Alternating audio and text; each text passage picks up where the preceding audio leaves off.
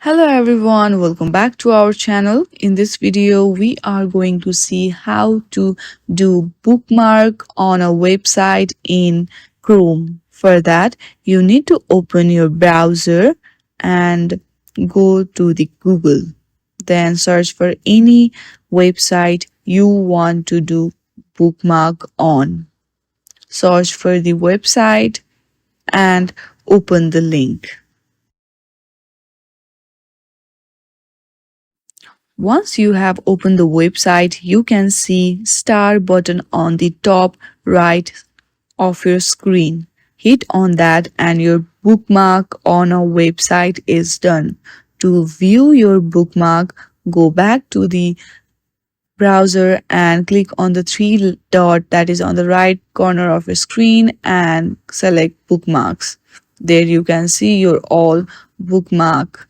Thank you for watching this video. If you like this video, then please do not forget to subscribe our channel.